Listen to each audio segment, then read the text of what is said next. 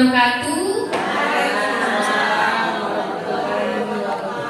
Selamat siang Bapak Ibu semua. Selamat siang.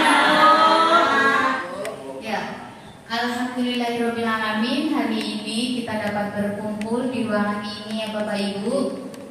Kita akan melaksanakan diseminasi tentang budaya positif. Sebelumnya, yang terhormat Ibu Kepala Sekolah Ibu Variati Sirait MPD, Ibu Wakil Kepala Sekolah Ibu Fauzalina Indira MPD, dan Bapak Ibu semua yang telah hadir di sini. Tepuk tangan dulu semuanya, kasih semangat.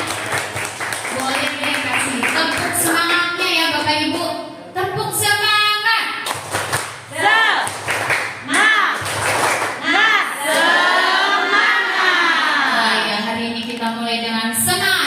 Sampai selesai semangat ya Bapak Ibu. Ya Bapak Ibu, sudah pernah dengar belum ya, sering lah ya Bapak Ibu tentang budaya positif. Budaya positif itu perlu kita bangun di sekolah. Di sekolah kita pastinya sangat diperlukan. Nah, untuk itu, untuk latar belakangnya itu, kita itu sebuah sekolah itu bisa disamakan dengan sebuah lahan. Ya, lahan itu yang ditanami dengan tumbuhan. Bapak petaninya itu menanam, contohnya sawah, ditanami apa Bapak Ibu? Padi. Padi itu dirawat, dijaga, dipupuk, dibasmi hamanya. Betul tidak Bapak Ibu? Betul. Nah, itu sama dengan kita semua di sini. Lahannya sekolah, padinya itu adalah murid-murid kita. Jadi murid-murid kita juga harus diapain Bapak Ibu tadi? Sama Dirawat, dijaga, menuntunnya, diberi pupuk agar tumbuh menjadi berkembang. Nah, itu makanya kita harus menuntun bagaimana murid-murid kita berkembang otomatis di lingkungan yang positif. Nah, lingkungan positif itu adanya perlu budaya positif. Next. Nah, hari ini kita akan belajar bersama, berkolaborasi, saling mendukung demi mewujudkan disiplin positif di sekolah kita tercinta. Semoga kita semua dapat mewujudkan disiplin positif di sekolah kita semua. Dari budaya positif itu ada 6 materi. Yang pertama, disiplin positif dan nilai kebajikan, teori motivasi, hukuman, penghargaan dan restitusi.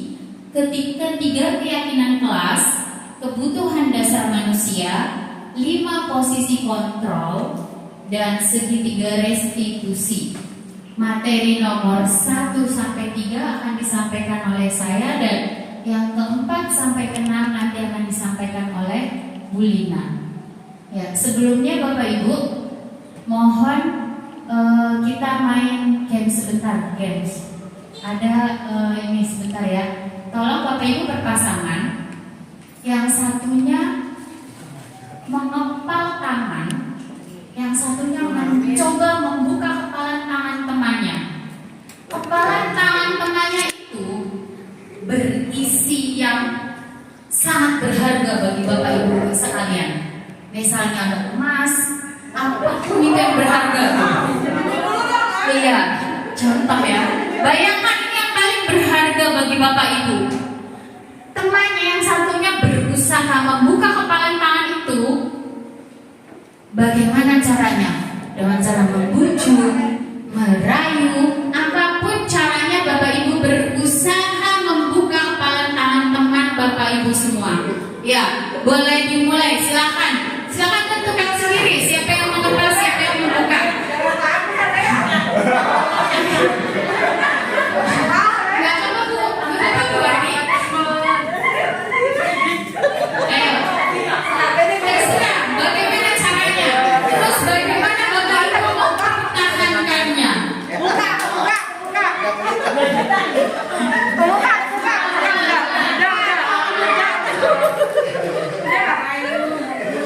Merayu,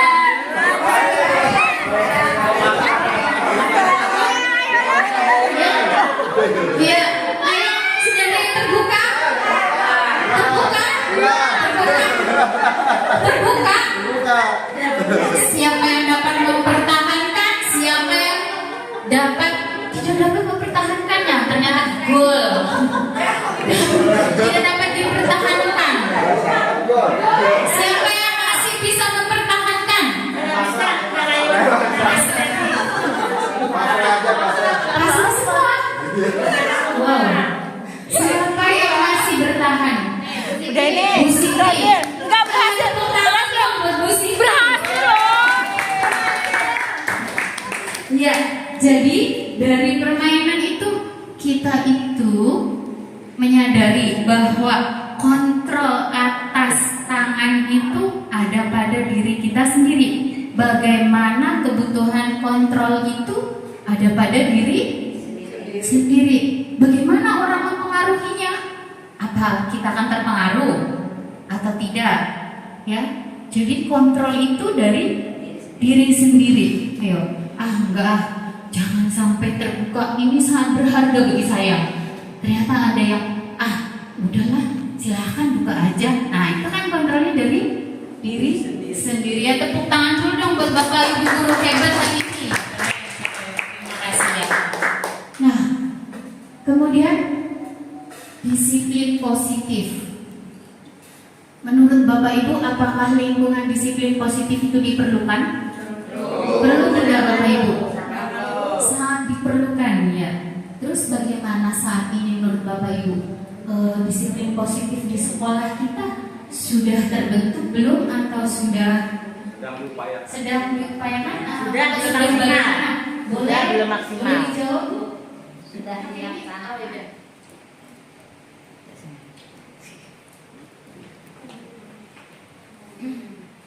Terima kasih Dokter. Sejauh ini sudah dilaksanakan ya, tapi memang belum maksimal. Yang sangat terlihat itu setiap pagi kita menyambut siswa datang tepat waktu, itu sebenarnya positif. Yang kedua, apabila anak terlambat, terus kita memberi sedikit sanksi, misalnya dengan mengambil sampah atau memungut sampah, terus ditulis di buku pelanggar sebagainya, itu watak wujud dari kita memang mendisiplinkan siswa. Itu memang terus memang. Jadi intinya kita sudah memaksimalkan memang sampai detik ini memang nggak mungkin kalau maksimal 100% memang belum bisa. Demikian Dokter, terima kasih. Baik, terima kasih Bu Endang. Tepuk tangan dulu buat Bu Endang teman-teman semua ya. Bagus sekali ya Ibu, jawabannya disiplin di sekolah kita itu sudah mulai terwujud tapi belum maksimal. Masih berusaha terus maksimal. Semoga kita dapat mewujudkan disiplin positif di sekolah kita itu ya. Ya, next. Ya. Disiplin positif dan nilai-nilai kebajikan, materi yang pertama. Nah, budaya positif. Suasana positif sangat mendukung dalam menciptakan pembelajaran yang kondusif. Karena suasana yang positif, murid dan guru akan menemukan suatu kondisi pembelajaran yang proses pembelajaran dapat belajar tanpa adanya suatu beban. Tetapi menjadi suasana positif juga akan membantu menggerakkan moral yang positif bagi murid, sehingga tidak hanya terbentuk dari akademik atau intelektualnya saja, tetapi juga dari lingkungannya. Jadi budaya-budaya positif itu akan terbentuk bukan hanya dari akademik dan intelektualnya saja. Kalau di lingkungan kita sudah positif, insya Allah anak-anak murid-murid juga akan menjadi berbudaya positif. Budaya positif ini adalah nilai-nilai keyakinan dari kebiasaan-kebiasaan di sekolah pada murid agar murid dapat berkembang menjadi pribadi yang mandiri, kritis, dan penuh tanggung jawab. Dari budaya-budaya positif itu akan tumbuh nilai-nilai moral yang sangat bagus untuk anak-anak ya Bapak Ibu semua. Ya. Nah, pada perubahan paradigma sekarang, untuk membangun budaya positif itu sekolah perlu menyiapkan lingkungan yang positif, aman, dan nyaman. Supaya apa?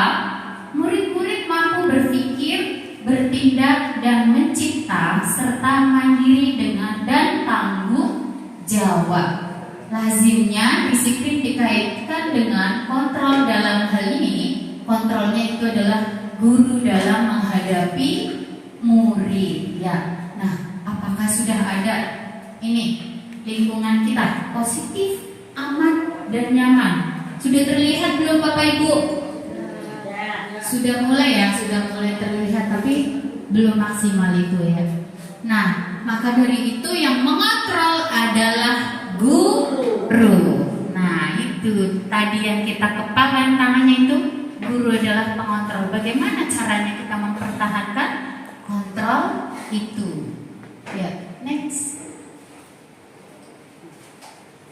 Pembelajaran dengan paradigma baru yang sekarang kita sering ya, hampir setiap pagi, profil pelajar Pancasila. Pembelajaran dengan paradigma baru merupakan pembelajaran yang dirancang berdasarkan prinsip pembelajaran berdiferensiasi, sehingga peserta didik belajar sesuai dengan kebutuhannya berdasarkan tahap perkembangan sesuai teori psikolog modern untuk mewujudkan profil pelajar Pancasila. Nah, profil pelajar Pancasila itu terdiri dari 6 dimensi. Ayo coba apa? Pak Amir masih ingat nggak? Profil pelajar Pancasila: beriman, bertakwa pada Tuhan Yang Maha Esa. Iya. Binekaan global. Iya. Gotong royong. Iya. Kreatif, mandiri, bernalar kritis. Iya, itu adalah dimensi profil pelajar Pancasila. Ini tentu karakter-karakter dimensi tersebut kita tanamkan kepada murid-murid kita semua. Betul tidak Bapak Ibu? Iya, kita sudah setiap hari ya nyanyi profil pelajar Pancasila agar tertanam pada murid-murid. Bagaimana cara gurunya juga mengontrol kepada murid-murid.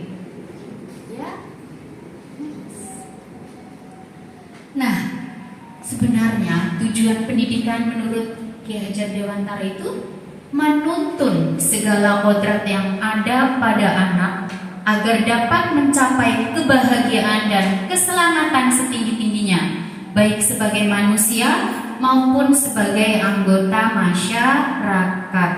Jadi, Bapak Ibu guru, segeralah kita merubah mungkin mindset kita selama ini, bukan menuntun anak-anak ya, tapi mungkin hanya sebagai mengajar, memberi materi, anak-anak bisa, alhamdulillah. Sebenarnya itu anak-anak itu kita harus tuntun agar mencapai kebahagiaan mereka dan keselamatan mereka.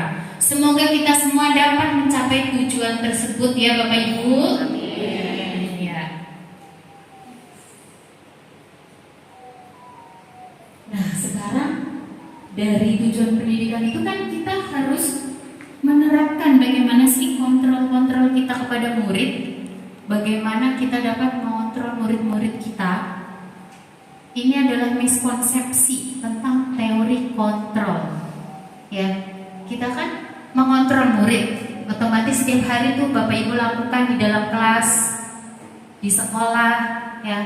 Ini yang miskonsepsinya tentang mengontrol murid. Gambar pertama ada ilusi guru mengontrol murid. Tangan, benar-benar guru full mengontrol muridnya. Ayo, kamu kerjakan ini. Ayo, kamu begini. Benar-benar guru hanya memerintah gitu ya, mengontrol murid. Nah, yang kedua ilusi bahwa kritik dan membuat rasa bersalah mampu menguatkan karakter. Kita pikir kalau anak-anak kita kritik, kalau anak-anak kita beri saran, mereka akan menjadi lebih kuat karakter mereka. Iya tidak Bapak Ibu? Kamu ini kalau sudah Bu Guru bilangin, kemarin bagaimana? Nah, kritiknya, kamu harus belajar yang baik, tidak ngobrol aja. Nah, mungkin kita pikir itu kalimat-kalimat itu akan membuat mereka menjadi karakternya baik, padahal Kebalikannya, dalam hati mereka akan Bu guru nih, gitu ya. Itu yang kadang kita tidak sadar, tapi pasti ada yang melakukannya. Saya juga pasti pernah melakukannya seperti itu ya Bapak Ibu. Nah, kemudian yang ketiga, ilusi bahwa semua penguatan positif, efektif, dan bermanfaat yang kita berikan kepada anak-anak, kita pikir itu positif. Kita pikir itu tidak akan membuat anak-anak merasa sedih atau merasa kecewa. Kita belum tahu ya Bapak Ibu, apa yang misalnya anak-anak melakukan kesalahan, apa kita tanya?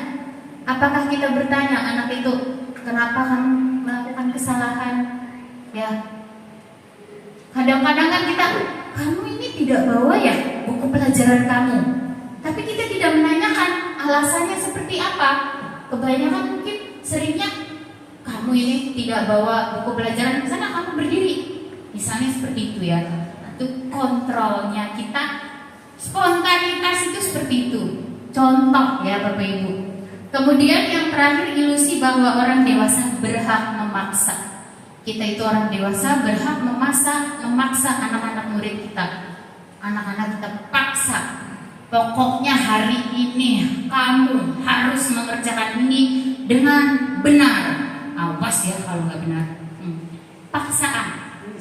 Ya, ini namanya miskonsepsi. Tapi memang kita sadar ya, sadar tidak sadar kita lakukan, tapi kita pikir itu sudah baik ya kan?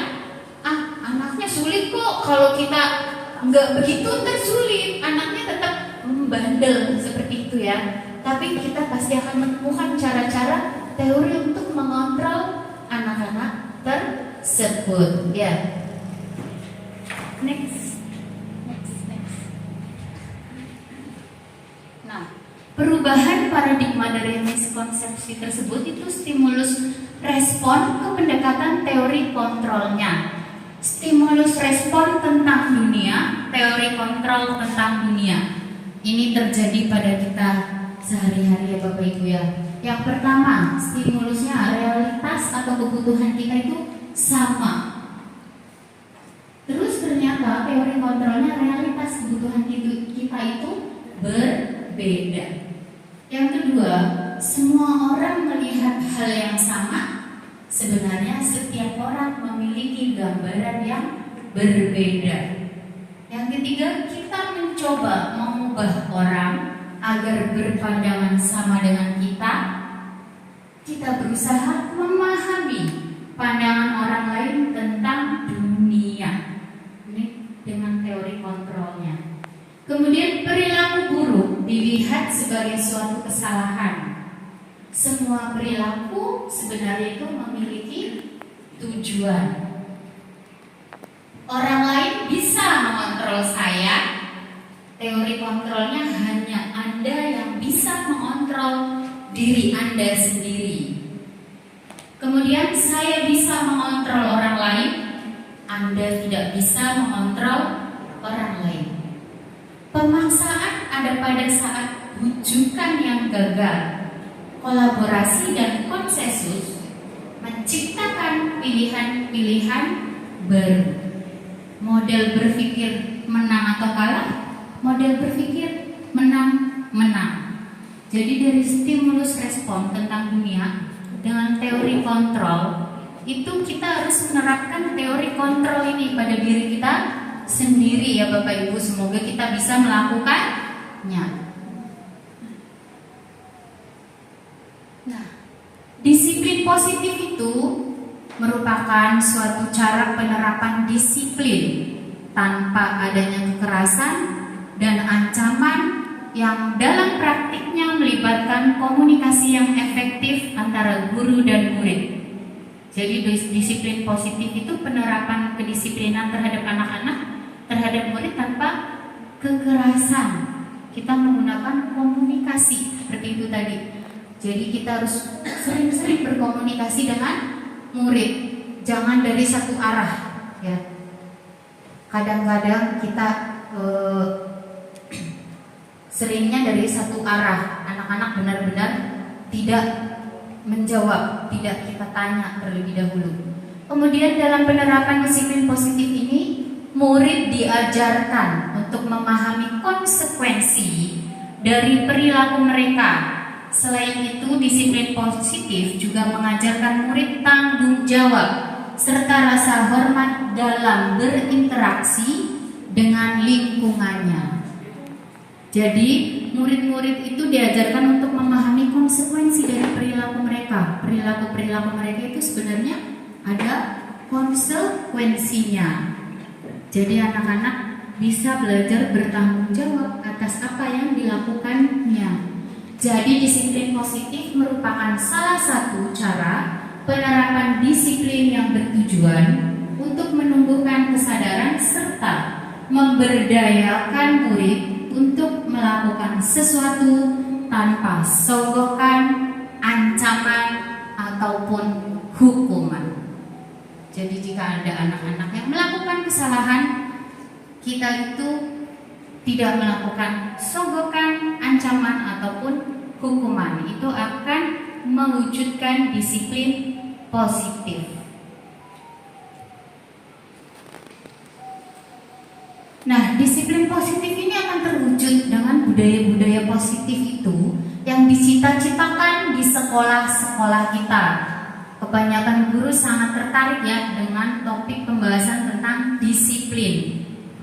Mereka berpendapat bahwa kalau saja anak disiplin, pasti mereka akan bisa belajar.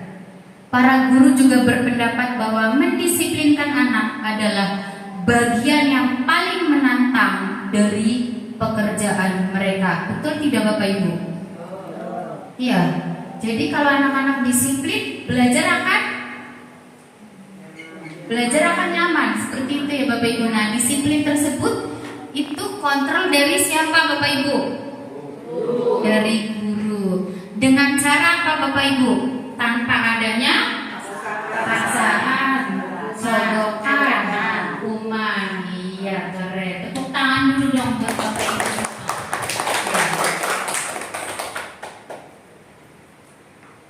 Nah, selanjutnya kita dari tadi sudah bahas tentang disiplin positif. Sebenarnya apa sih makna dari disiplin itu?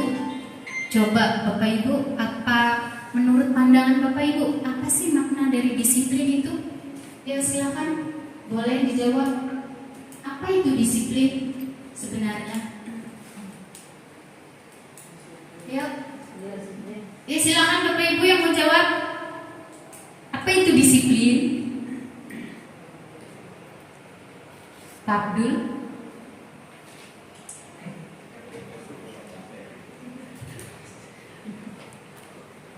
Disiplin itu salah satu cara untuk anak-anak itu lebih mengerti tentang tata tertib yang ada. Menurut saya seperti itu. Oke. Terima kasih Pak Abdul. Tepuk tangan dulu dong buat Pak Abdul. Disiplin itu cara untuk agar anak mengerti tata tertib. Terima kasih ya Pak Abdul. Nah, kita next kembali lagi ke materi disiplin. Ada yang lain apa yang mau jawab? Bapak Ibu? Nggak ada? Hah? Ayo dong. Ayo Bu Rizka. Apa itu disiplin?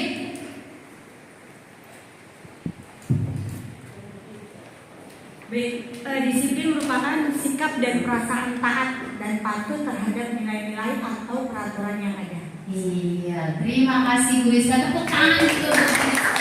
Disiplin adalah suatu sikap yang taat pada peraturan. Pak Abdul juga ya mengerti tentang tata tertib, taat tentang peraturan, patuh pada peraturan. Jadi makna disiplin. Disiplin itu berarti disiplin, artinya itu belajar. Makna asal dari kata ini berkonotasi dengan disiplin diri dari murid-murid Sokrates dan Plato. Disiplin diri membuat orang menggali potensinya menuju sebuah tujuan, apa yang dia hargai.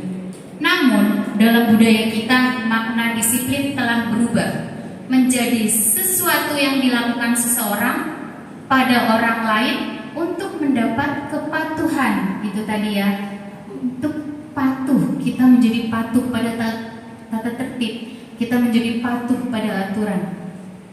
Kecenderungan umum adalah menghubungkan kata disiplin dengan ketidaknyamanan, bukan dengan apa yang kita hargai atau pencapaian suatu tujuan mulia. Jadi kalau udah disiplin, itu kebanyakan orang ya, mungkin orang awam di luar seperti di tempat-tempat umum, mereka kalau disiplin aja jadi tidak nyaman. Mungkin dengan antri lama banget. Padahal itu kan kita belajar mewujudkan untuk mencapai tujuan itu. Begitu. Jadi mereka pikir itu ketidaknyamanan. Apalagi mungkin bagi anak-anak yang sering melanggar peraturan tersebut, jadi tidak nyaman karena kedisiplinan itu. Harus pakai topi hari Senin, terus saya lupa. Tapi itu kan memang untuk ketertiban. Kita harus patuhi aturan-aturan itu. Nah, tapi itu dia, bagaimana kita cara mengontrol anak murid atau semua yang ada itu menjadi dapat disiplin positif.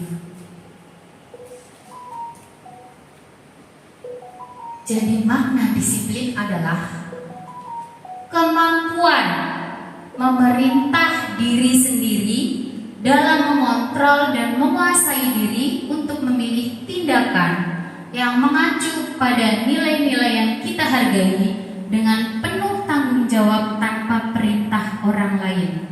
Nah, kemampuan yang kita itu dari diri sendiri, dia akan muncul dari diri sendiri karena kita dari hati kita sudah memerintahkan kita.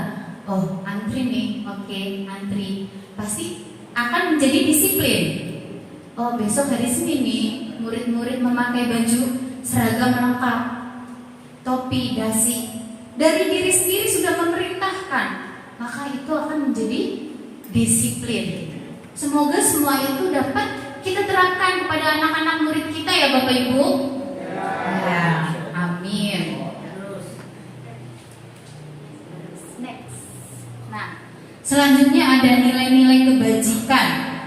Nilai-nilai kebajikan itu dari disiplin tersebut kita akan ke nilai-nilai kebajikan, nilai-nilai yang disepakati bersama, lepas dari suku bangsa, agama, bahasa maupun latar belakangnya.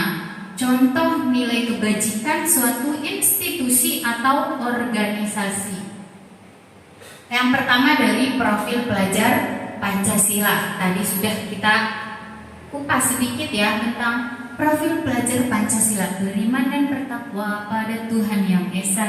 Ibu bapak pasti sudah hafal ya setiap hari. Kemudian berkebinekaan global, gotong royong, mandiri, bernalar kritis dan kreatif. Menurut Ibu Primary Years Program (PYP), nilai kebajikan ada toleransi, rasa hormat, integritas, mandiri, menghargai, antusias, empati, keingintahuan, kreativitas, kerjasama, percaya diri, dan komitmen. Kemudian ada 9 pilar karakter Indonesia Heritage Foundation (IHF). Cinta Tuhan dan segenap ciptaannya, kemandirian dan tanggung jawab, kejujuran atau amanah, diplomatis, hormat dan santun, dermawan, suka menolong dan gotong royong, percaya diri, kreatif dan pekerja keras, kepemimpinan dan keadilan, baik dan rendah hati, toleransi, kedamaian dan kesatuan. Nah, ini adalah nilai-nilai kebajikan dari contoh-contohnya dari profil pelajar Pancasila Ibu Primary Years. 9 pilar karakter ini dapat diterapkan di keseharian kita pada murid-murid. Ya, Bapak Ibu masih fokus? Masih ya? Semangat. Semangat, masih semangat. Boleh sambil minum Bapak Ibu. Oke. Istirahat.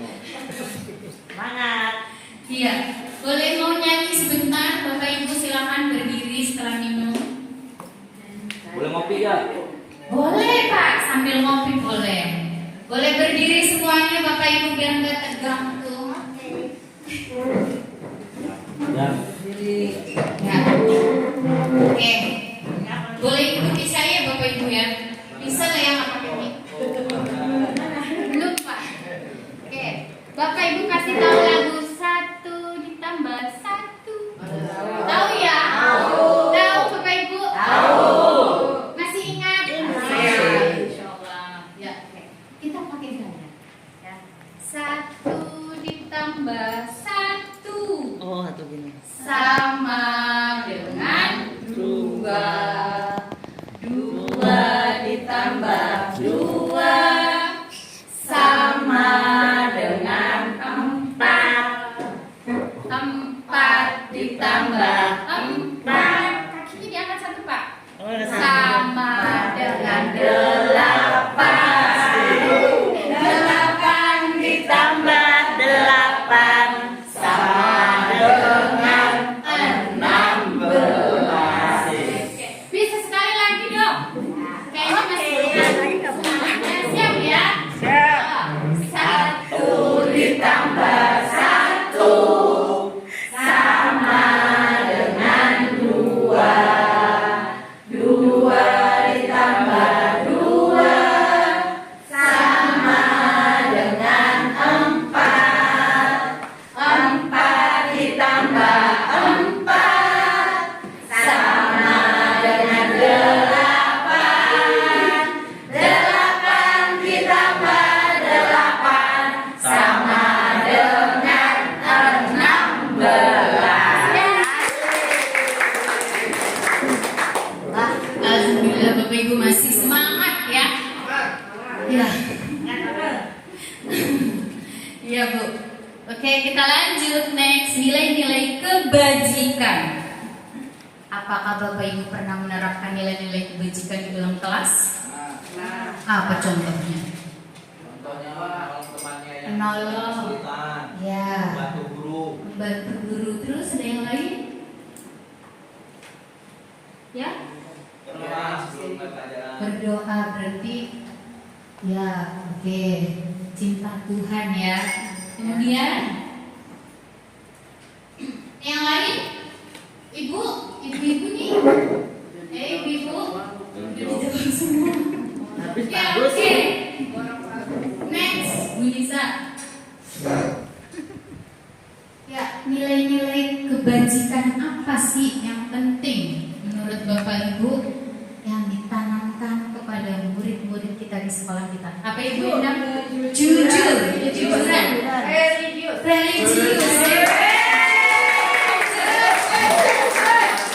Lagi, Sopan santun, sopan santun. Lagi, semangat belajar. disiplin. Ya lagi, banyak. Taat beragama. Taat beragama, religius. Ya kan beda bahasanya. Tolong menolong, saling gotong royong, Saling menghargai. menghargai, ya betul sekali. Menghormati, menyayangi, banyak sekali ya. Menghormati, iya saling menghormati Pak, bukan hanya menghormati yang tua-tua, saling. Ya, oke, keren sekali Bapak Ibu. Itu yang kita perlu tanamkan di sekolah kita agar murid-murid kita tumbuh dengan disiplin yang positif. Ya, dari nilai-nilai kebajikan itu ya. Ini ada contoh nilai-nilai kebajikan yang saya susun di kelas saya sendiri. Ya, Bapak Ibu, itulah nilai-nilai kebajikan. Nah, sekarang saya sudah mencoba menentukan nilai-nilai kebajikan di kelas saya sendiri. Nilai-nilai kebajikan itu ditentukan atas kesepakatan bersama murid-murid, bukan hanya oleh gurunya yang menentukan. Ya, boleh dilihat silakan videonya. Disconnected. Bluetooth connecting. Please wait.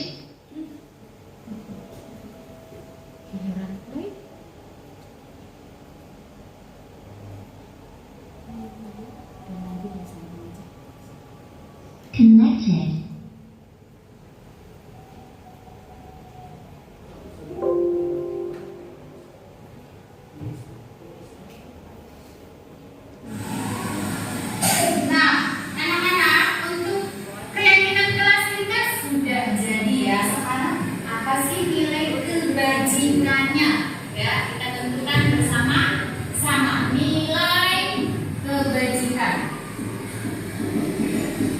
nilai kebajikannya dari setiap keyakinan kelas kita. Yang pertama apa?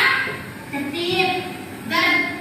Hadir tepat waktu itu berarti dia tertib ya. Tertib. Kemudian ada lagi nggak selain tertib? Apa? Komitmen. Ya, berkomitmen ya. Dari diri sendiri komitmen nih, saya tidak mau terlambat. Komitmen. Lanjut yang kedua, membuang sampah sembarangan. Apa ini kebersihan? Kebersihan. Betul. Kebersihan. Yang ketiga, aktif dalam pelajaran. Apa? Keaktifan dulu.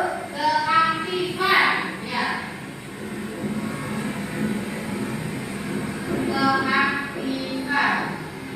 Yang keempat, menolong. Peduli. Iya, kepedulian. Kepedulian. Yang kelima, melaksanakan kewajiban. Wajib dan komitmen. Wajib dari kewajiban. Terus selain kewajibannya, komitmen. Terus apa lagi ada? Tertib. Selain itu, tanggung jawab. Iya betul, tanggung jawab. Tertib. Tanggung jawab akan tugas. Ya. Yang keenam, mengenakan seragam sesuai jadwal. Keseragaman ya, iya betul, keseragamannya. Kemudian apanya lagi? Tertib. Iya, boleh tertib. Apa lagi? Bisa loh. Dari diri sendiri berarti apa? Apa? Kesadaran. Yang lain? Komitmen kan, berkomitmen kalian memakai seragam sekolah kalian ya. Kemudian terakhir, Ibu, tertib dalam kelas apa? Marcel ya. Komitmen. Selain komitmen apa lagi? Ya, itu adalah contoh yang menentukan nilai-nilai kebajikan di kelas ya. Dari peraturan atau keyakinan kelas yang sudah disepakati bersama, itu kita tentukan nilai kebajikan agar mereka dapat mengetahui apa sih nilai-nilainya jika kita melaksanakan itu semua. Karena nilai-nilai itu pasti nilainya kembali lagi kita masuk ke rapor.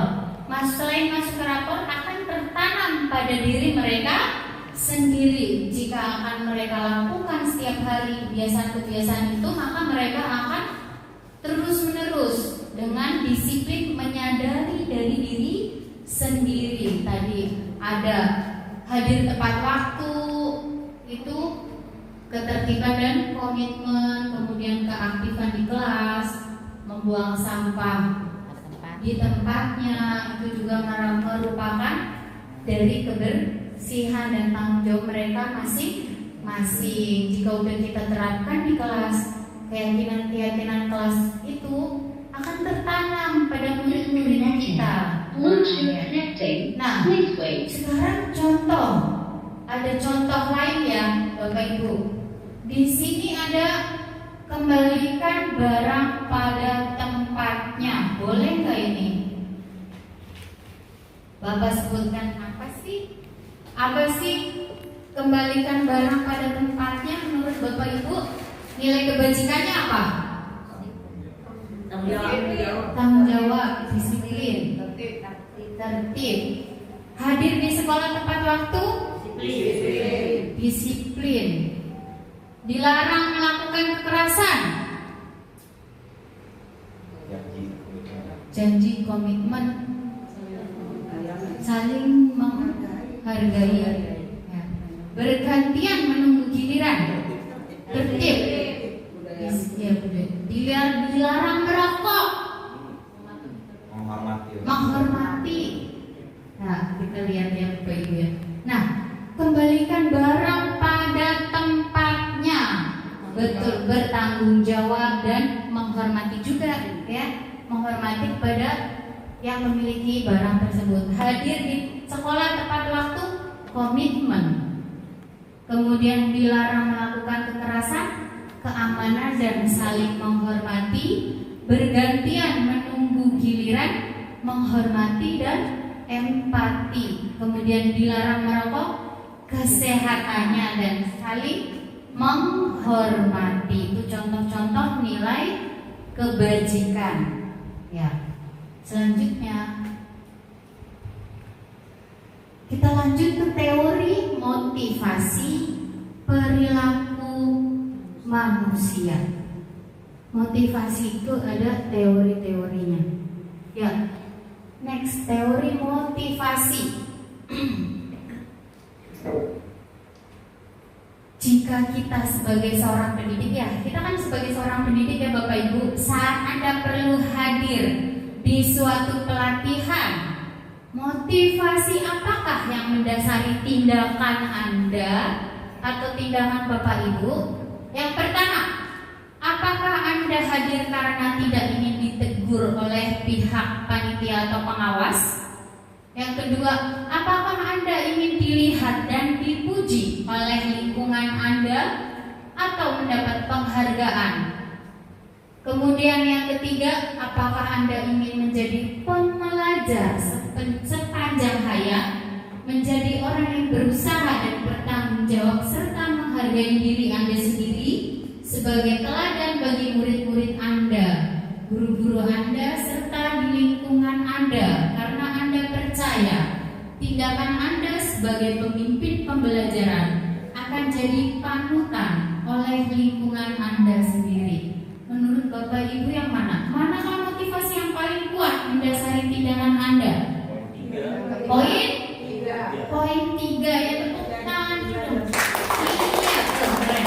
Ingin menjadi pembelajar sepanjang hayat, menjadi seorang yang bertanggung jawab, menghargai diri sendiri sebagai teladan pada murid-murid kita sendiri, bukan yang ingin hanya ditegur oleh panitia atau bukan hanya ingin mendapat penghargaan atau pujian. Ih keren, datang nomor 1 gitu ya Bu ya Pak.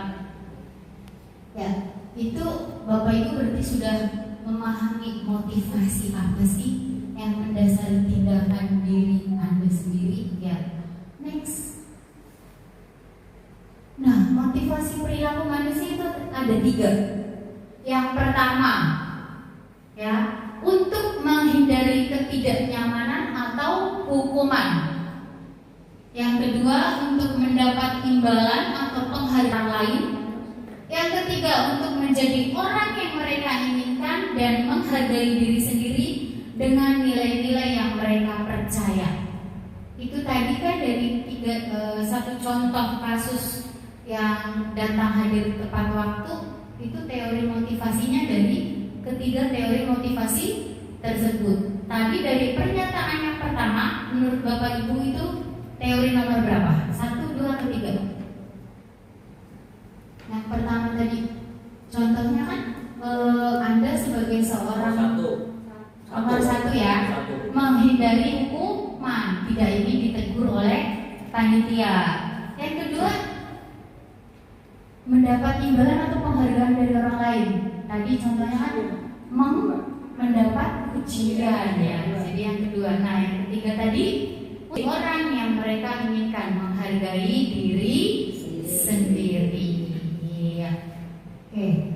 Jadi motivasi perilaku manusia itu yang ketiga itu motivasinya yang pertama adalah eksternal ya Bapak Ibu. Untuk menghindari ketidaknyamanan atau hukuman apa yang akan terjadi apabila saya tidak melakukannya, itu dari eksternal ya. Biar nggak dihukum nih, saya datang tepat waktu, eksternal. Untuk mendapat imbalan atau pujian, berarti dari eksternal juga ya Bapak Ibu. Iya. Nah, saya datang tepat waktu kan ntar dapat hadiah nih atau dapat pujian dari orang lain. Nah, yang ketiga, untuk menghargai diri sendiri. Saya akan menjadi orang yang seperti apa bila saya melakukannya, itu dari eksternal, muncul dari diri sendiri, sadar akan tanggung jawabnya sendiri, hadir tepat waktu karena saya menyadari memang hari itu kegiatannya pukul 7 ya, saya harus hadir sebelum pukul 7. Jadi dari diri sendiri, bukan karena hukuman, bukan karena teguran, atau bukan karena sebuah pujian. Semoga itu dapat tertanam oleh kita semua ya Bapak Ibu. Amin ya. Terima kasih. Lanjut.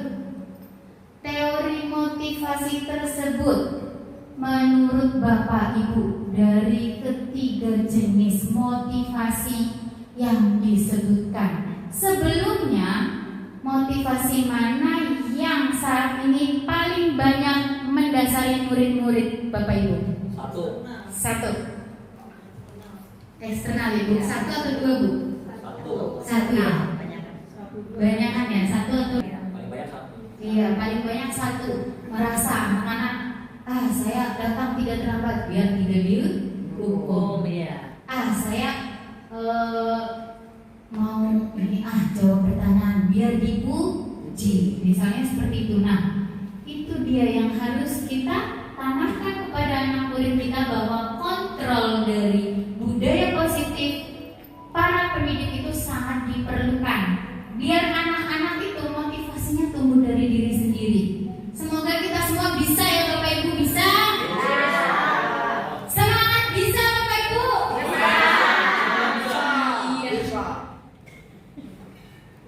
Iya, strategi apa yang sudah Anda lakukan agar anak-anak disiplin? Kayaknya Pak Agus punya nih strategi. Mungkin ada strategi yang lain.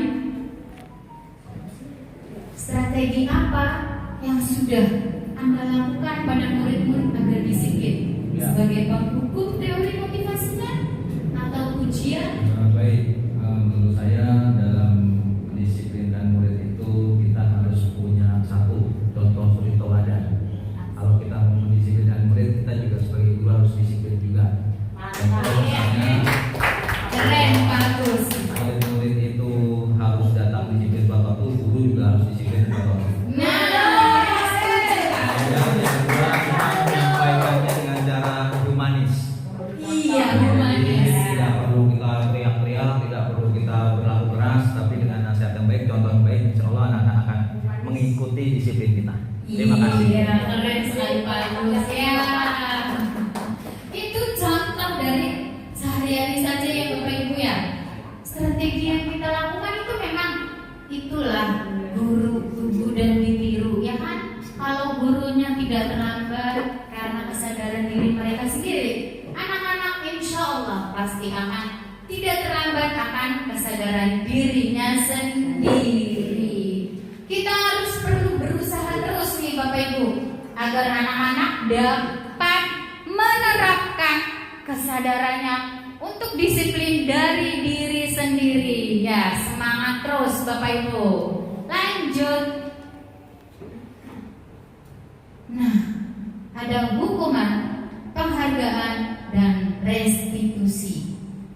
Ini materi selanjutnya. Banyak ya. Nah, dari konsep disiplin dengan identitas gagal.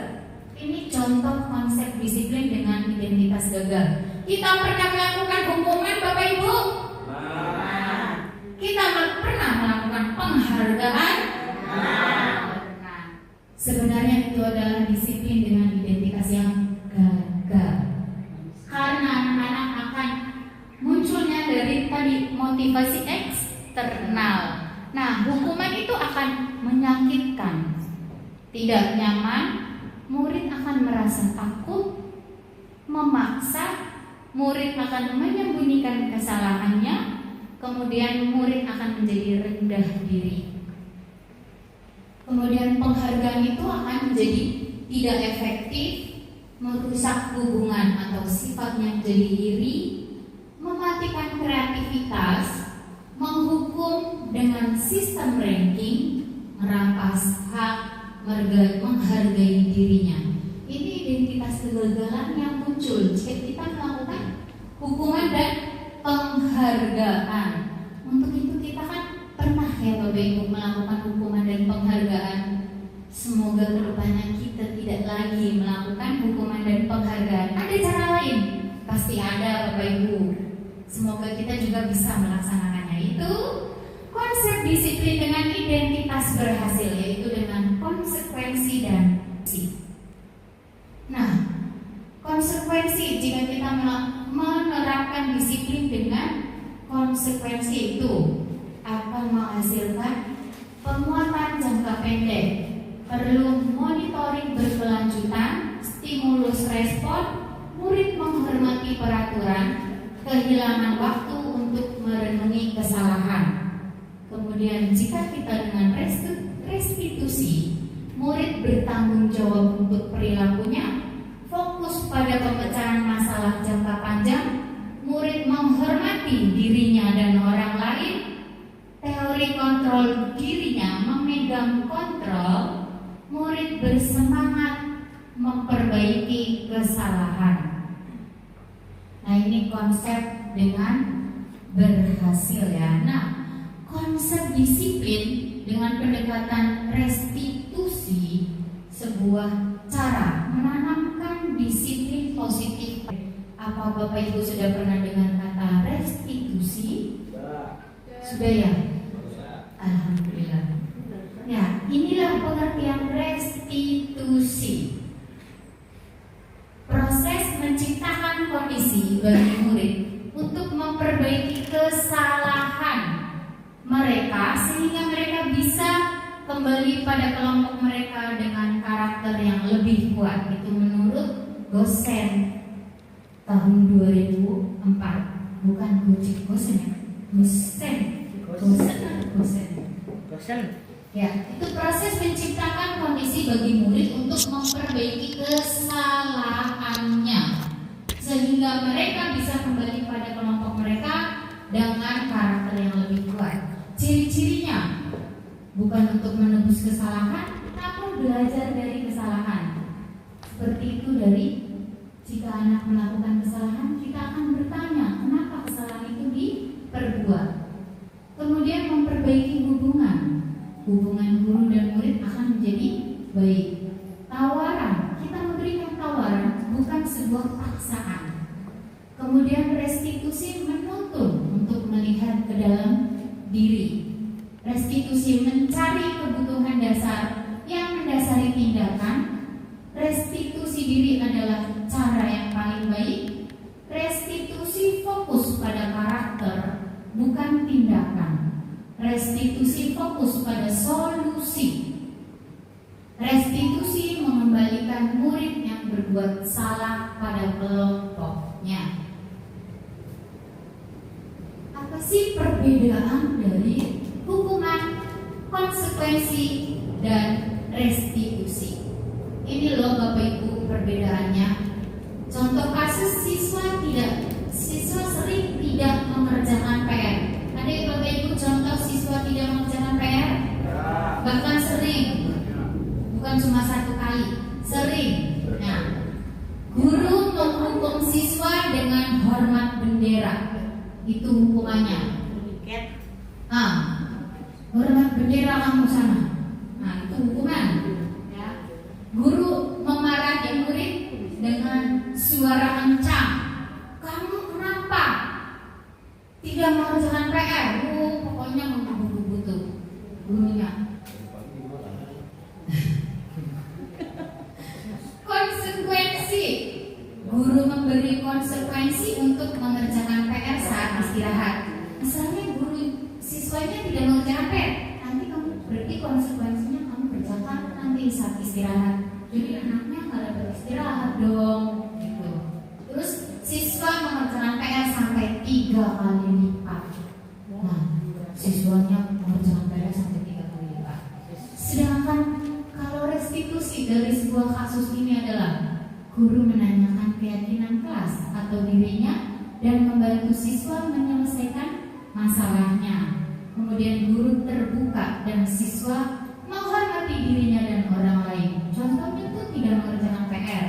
Guru kembali lagi menanyakan kepada siswa tersebut, apa alasan kamu tidak mengerjakan PR? Kamu ingat kembali kenapa kamu tidak mengerjakan PR?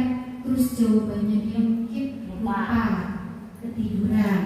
Terus Bu Guru ingatkan kembali, adakah keyakinan kelas kita bahwa kita itu harus tertib mengumpulkan PR? Jika ada di keyakinan kelas, nah kalau ada di keyakinan kelas, kembali keyakinan kelas itu kita harus patuhi dari diri sendiri, ya kan?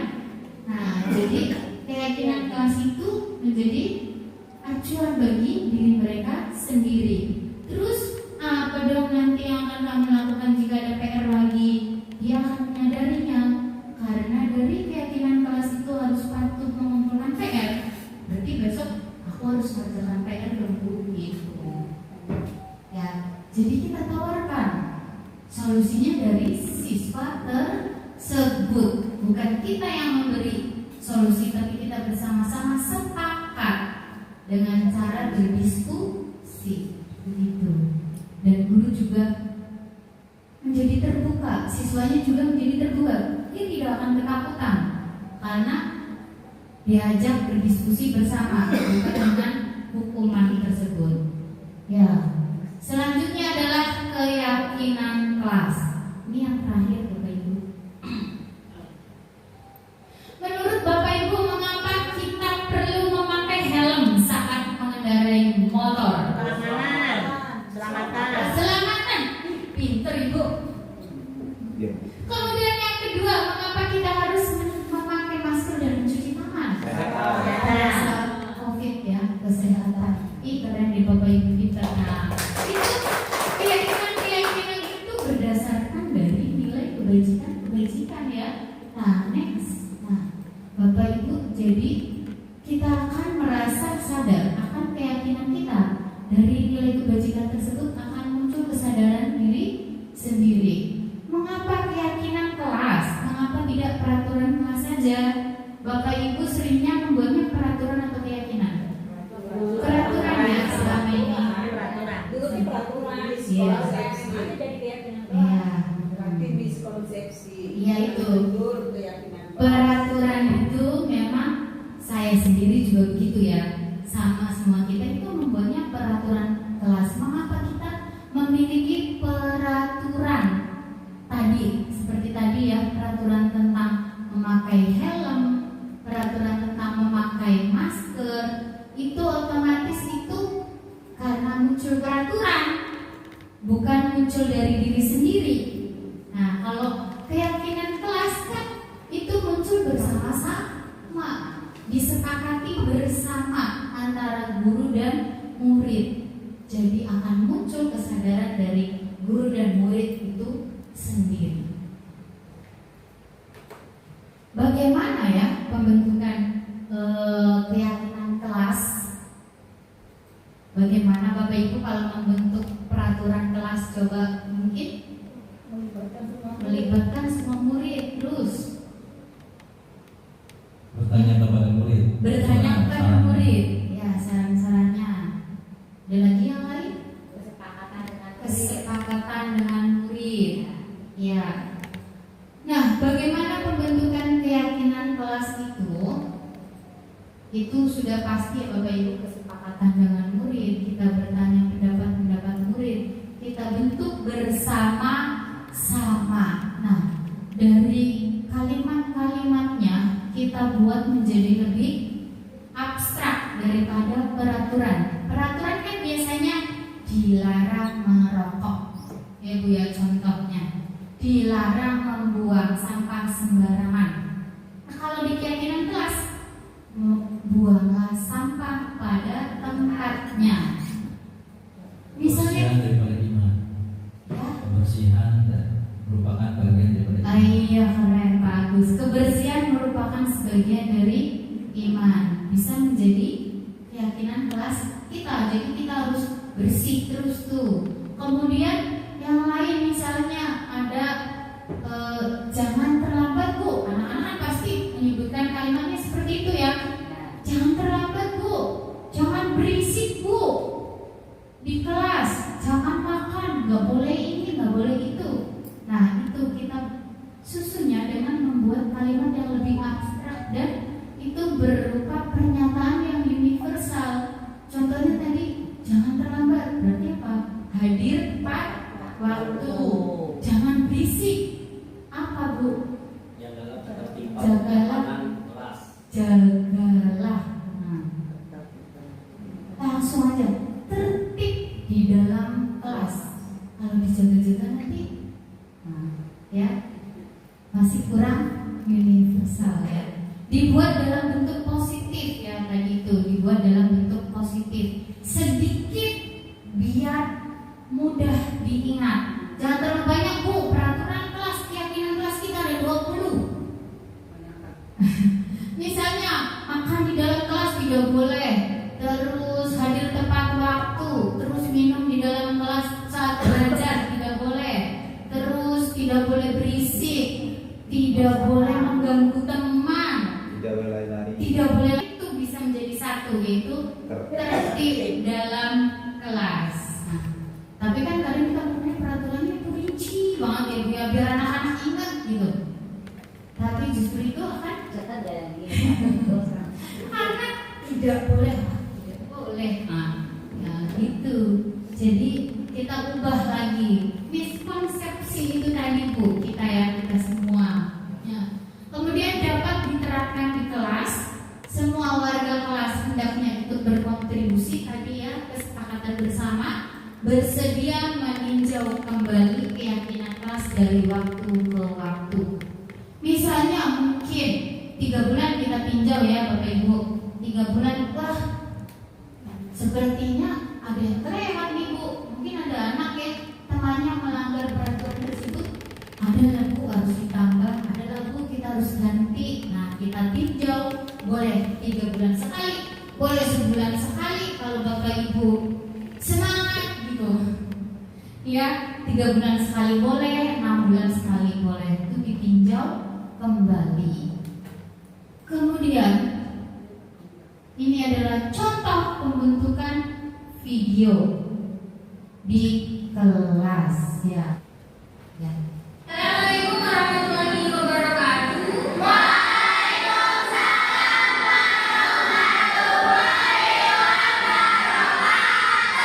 Selamat pagi anak-anak.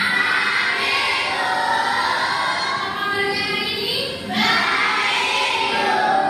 Semangat ya, coba dengan semangatnya. Semangat pagi.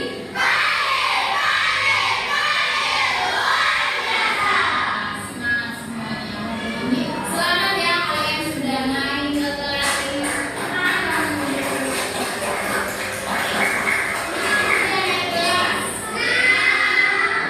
Hari ini pertama kali masuk. Kali ini kita tadi sudah berkenalan. Nah, sekarang kita akan membuat kesepakatan kelas atau keyakinan kelasnya. Bisa siap dimulai? Siap. Siap? Siap. Hari ini kan kita belajar itu harus ada kesepakatannya terlebih dahulu antara kalian dan ibu kita. Oke? Siap ya? Kita mulai dari pertama, kesepakatan kelas ya. Kesepakatan atau keyakinan kelas. Ini itu kalau sudah jadi nanti kita taati bersama. Ya, oke. Nah, yang pertama menurut kalian kesepakatan kelas itu apa ya?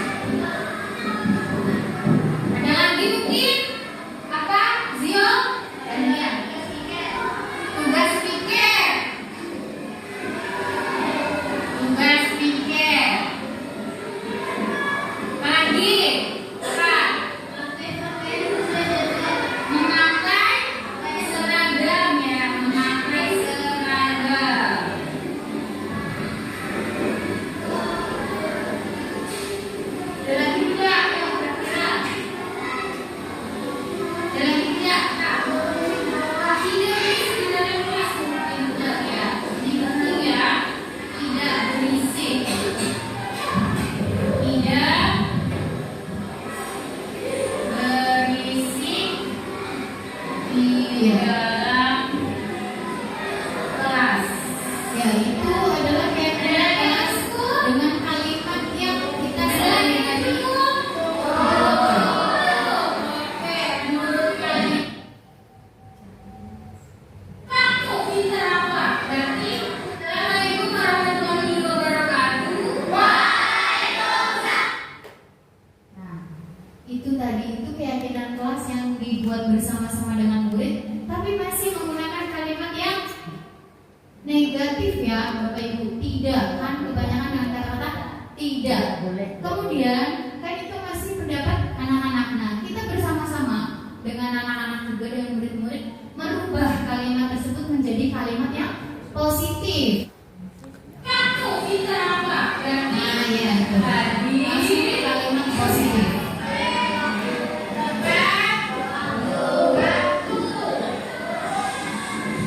yang kedua, tidak lepas pas belakang. Berarti kalimat positifnya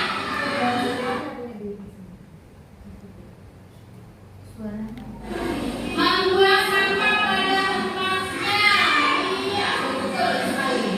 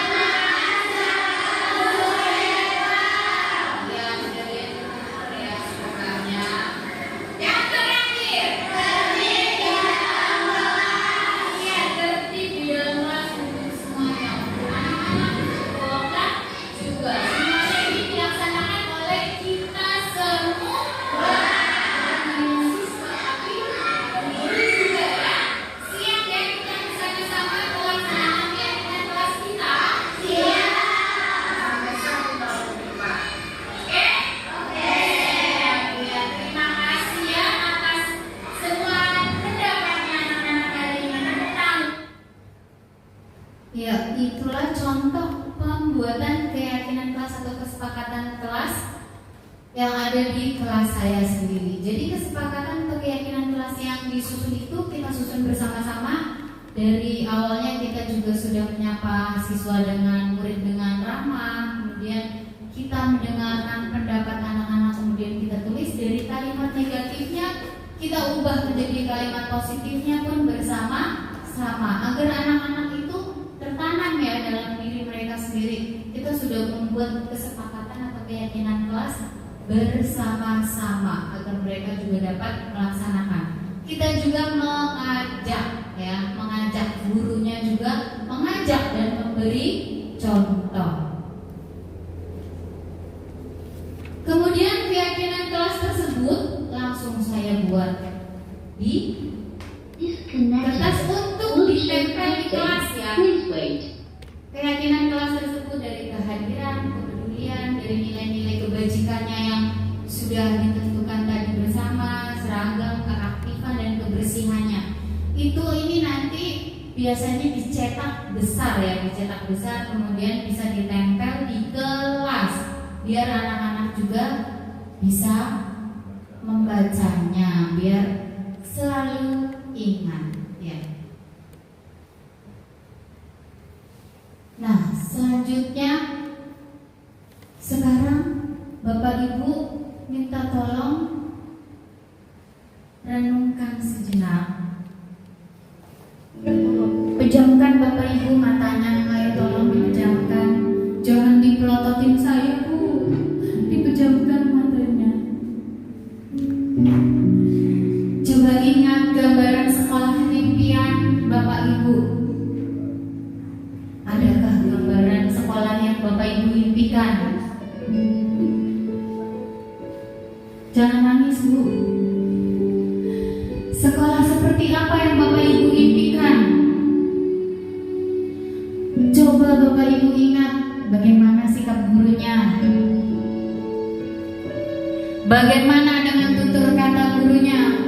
Apakah gurunya sudah bertutur kata dengan baik? Apakah Bapak Ibu sudah berkomunikasi satu sama lain dengan baik? Bagaimana guru bersikap kepada murid-muridnya? Bagaimana dengan sikap murid-muridnya? Bagaimana mereka saling berinteraksi terhadap teman-teman, terhadap guru, terhadap para pimpinan di sekolah? Bapak Ibu silakan dibayangkan terlebih dahulu.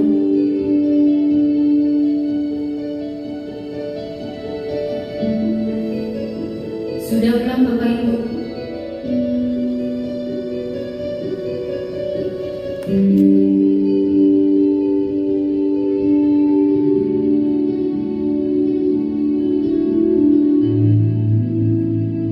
Sudah dibayangkan ya Bapak Ibu bagaimana sekolah impian?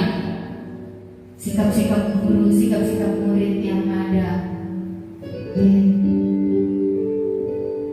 Jika sudah Bapak Ibu bayangkan, boleh buka matanya Bapak Ibu. Jadi apa yang Bu Nisa bayangkan tadi?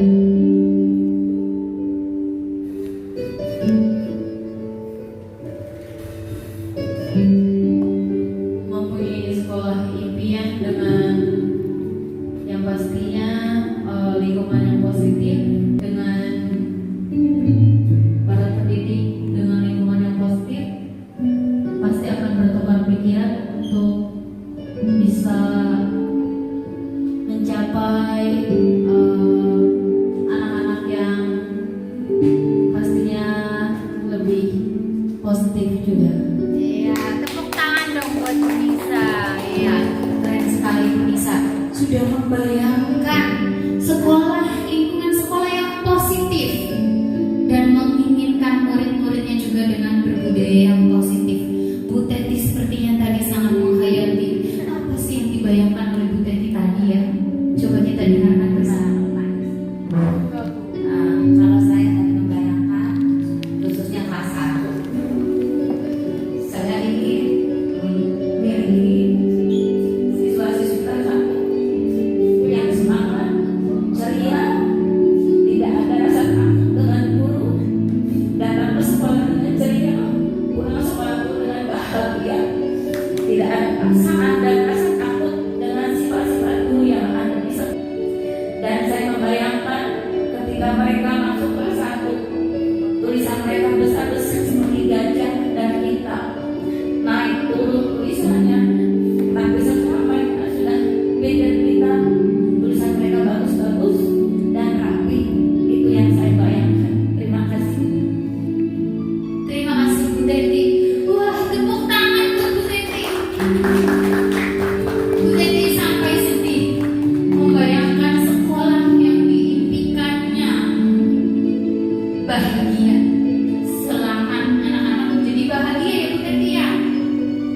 Ingat